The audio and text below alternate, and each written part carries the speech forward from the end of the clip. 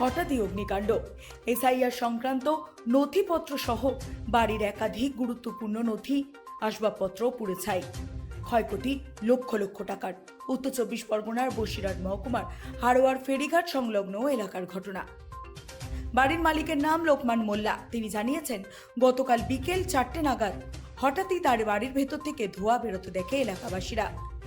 স্থানীয়রা ঘটনাস্থলে পৌঁছে দেখে আগুন জ্বলছে বাড়িতে।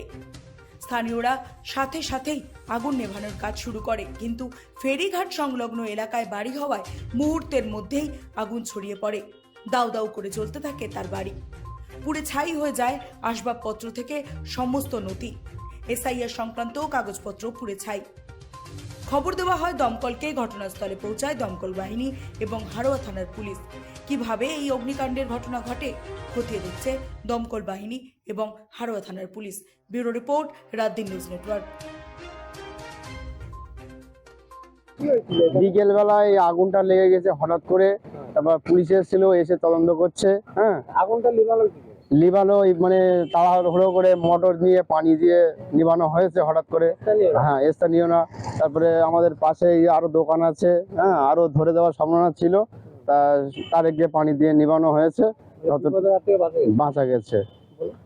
তারপরে গ্রামবাসী এসব এসে মানে দেখছিল, যে পুলিশ তদন্ত করে গিয়েছে। আগুন লাগলো মানে হঠাৎ মানে একটা লেগে গিয়েছে, বা মানে বাড়ি গিয়েছে, মোটর চলছিল। হ্যাঁ, মোটর চলতে চলতে বাড়ি গিয়েছে ভাত খেতে, এরকম একটা হঠাৎ এরা ধাও ধাও করে আগুন জ্বলে উঠলো আচমকায়। মানে কিভাবে হলো এটা মানে বুঝতে পারছি না। পুলিশ এসেছিল? হ্যাঁ, পুলিশ এসেছিল, এসে তদন্ত করছে। এখানে তো তাহলে বড় বিপদ হতে পারে। হ্যাঁ, বিপদের হাত থেকে বাঁচা গিয়েছে। এবার আমাদের পাশে আশেপাশে দোকান আছে, বিপদের হাত থেকে অনেক বেঁচে গিয়েছি। হ্যাঁ, পানি দিয়ে নিভানো হয়েছে, মোটরের পানি দিয়ে। এমনি কারো কোনো ক্ষতি হয়েছে? না, ক্ষতি কারোর হয়নি। মানে ক্ষতির হাত থেকে অনেক আদালতের জন্য কি হয়ে গেছে। এই ঘর মালিকের নাম কি? ঘর বাড়ির নামটা আমি বলতে পারবো না, নজর করে বাড়ি।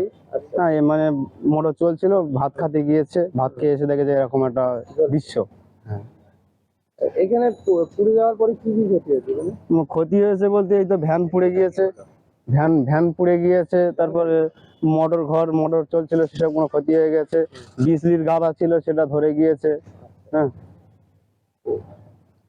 তাহলে কি তোমরা আতঙ্কিত হয়ে গেছিলাম, যেরকম একটা দৃশ্য। পুলিশ এসেছিল, এসে দেখে চলে গিয়েছে, তদন্ত করছে। তোমার নাম? আমার নাম মোস্তাকিন রহমান। স্থানীয় হলে? হ্যাঁ।